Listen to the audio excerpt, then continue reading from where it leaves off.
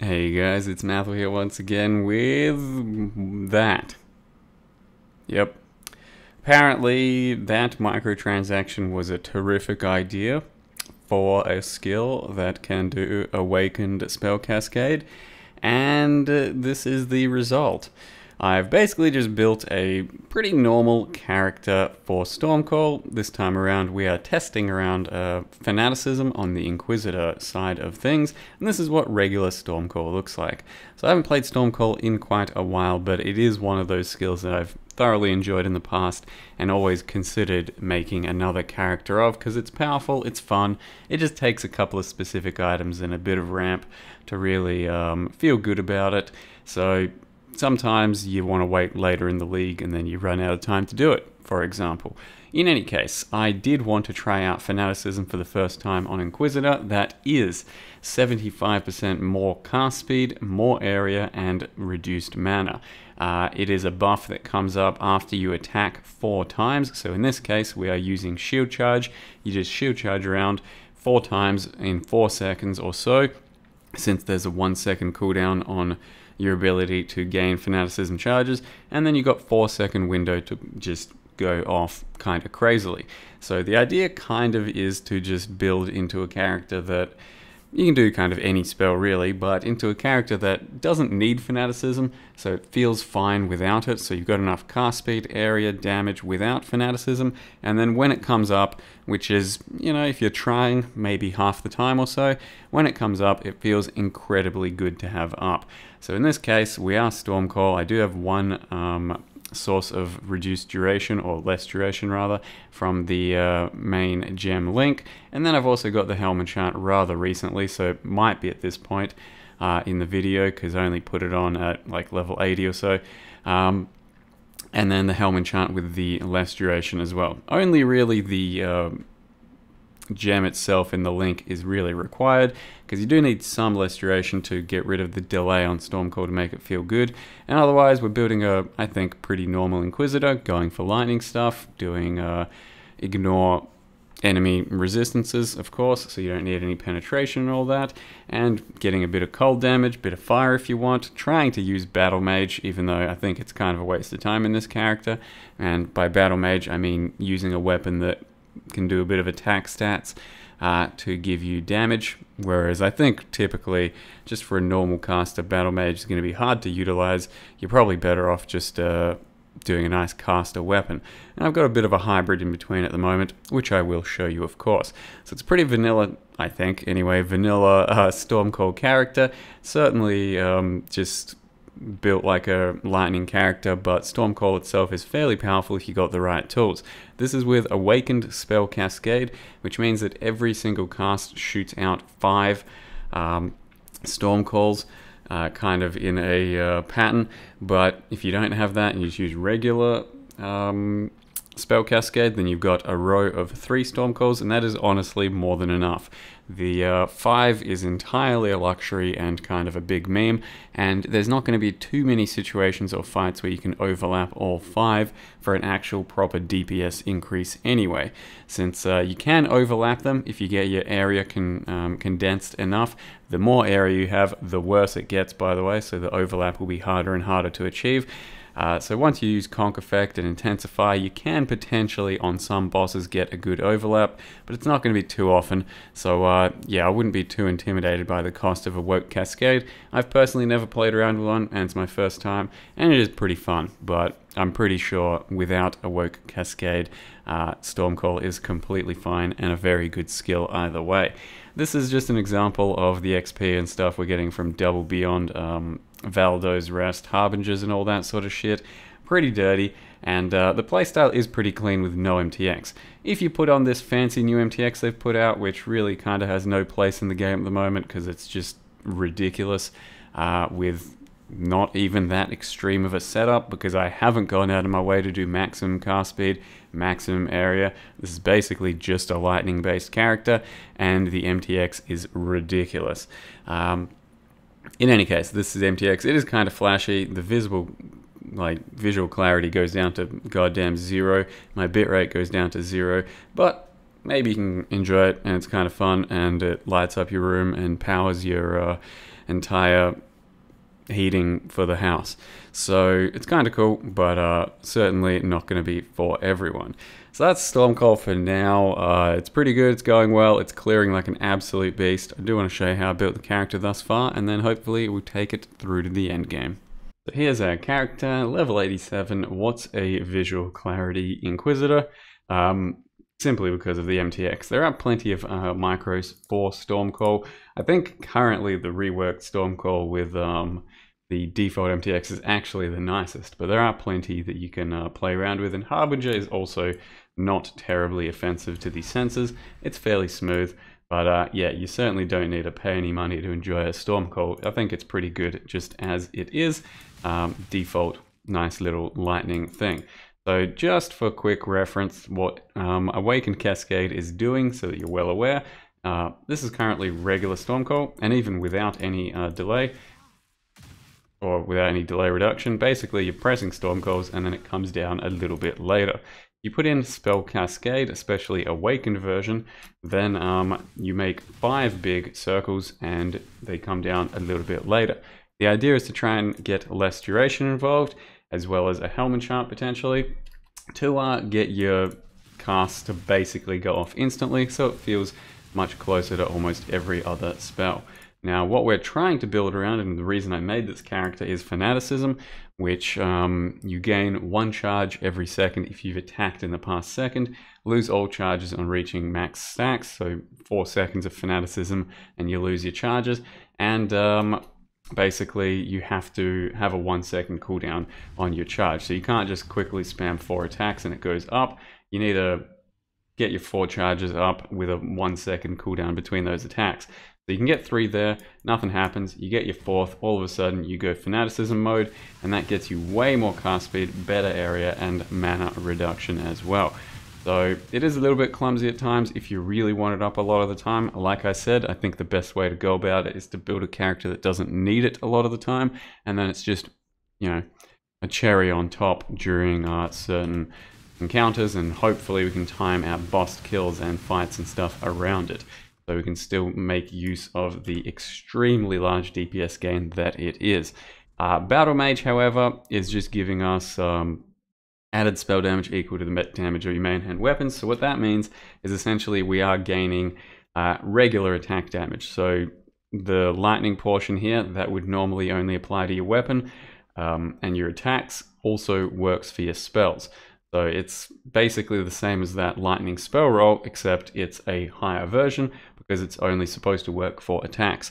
And I've also crafted Cold on there at the moment just as a temporary thing, since I am going to try and finish this dagger off through other means. I don't really think this is super worth doing. I think just a good wand that you can go out there and buy with lots of cast speed and levels and craft some shit like that is probably going to be a lot better, but getting a fractured vaporizing dagger wasn't very expensive, so I thought I'd try and build around that and see how it goes. So we're going just for big lightning, and then I used essences for cast speed, got some crit multi, put on some lightning onto it as well. I'll try and get +1 lightning with an augment lightning, and then I'll probably try and craft a double damage focus so that when I press a focus button eventually, I will have double damage from here, and also cast speed here. So none of that is currently finished, but you can have a look at my Crackling Lance character for more of a reference as to the finished gear there. But that's going to be the idea. So otherwise, mostly just, you know, the usual type of stuff that's either temple or harvest or some sort of shit. And I'm trying to go a little bit more all out with this character, just through pretty stock standard crafting methods. So, you know, harvest and awakener orbs and all that sort of shit. It's not too hard to get, it just costs a bit of money to put together. So we're something like 20x in on crafting all of this stuff. And then plenty of stuff from previous characters as I reused throughout the league, because why the hell not? I put in all the work through the harvests, may as well keep using the character's gear. So lightning damage here, +1 spells. I grabbed a Blizzard Crown that I then put a Shaper influence onto. That's through the Harvest influence mod. I then managed to get the Reduced Stormcold Duration enchant through using enchanted fossils. It took me about 60 of those. It's pretty damn rare to get. It's very unlikely that you'll replicate this because it's like a 1 in 900.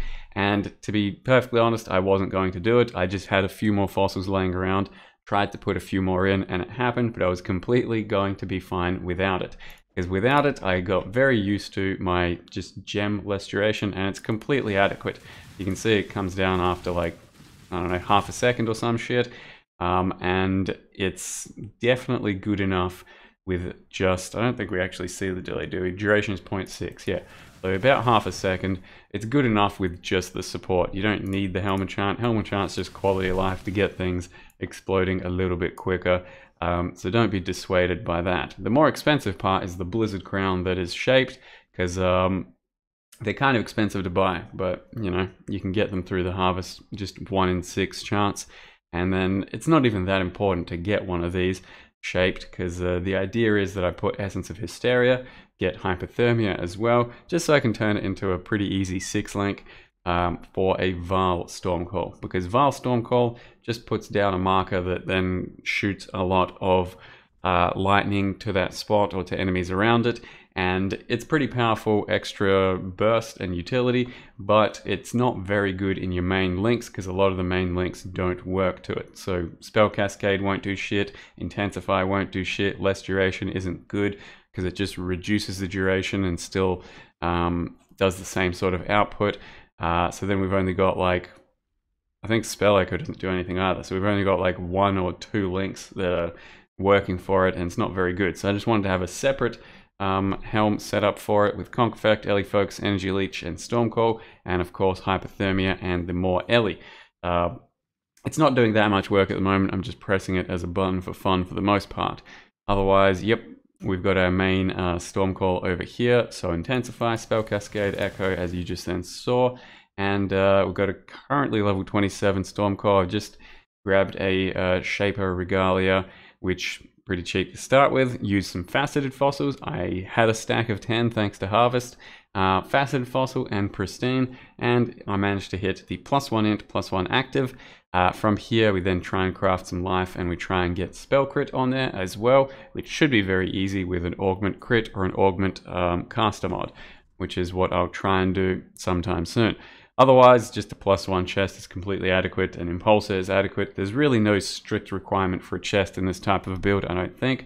The world is kind of your oyster here. Once again, over here, we went with Awakener Orbing, a +1 Lightning, and a +1 All Int. Yep. I tried it once before, managed to get Mana as the 3rd prefix, so that was kind of ruined. Once again, did it here, got Strength and Res, which is a pretty good amulet.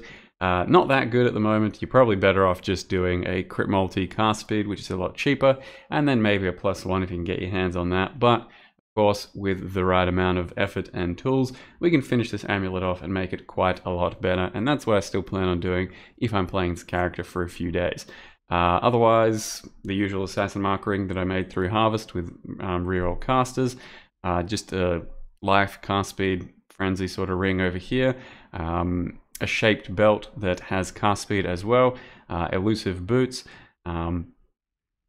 temple gloves with the cold damage mod. I'll try and remove accuracy and put on the focus craft in the end as well, and then just the rest of the links are Fortify, Shield Charge, faster attacks, so that's mostly to proc our Fanaticism. You can also attack with Smite occasionally, which will give us a damage buff, but good luck doing that, it's kind of annoying. Orbit Storms, Arcane Surge. I haven't got a full finalized setup, so this is just what it is so far.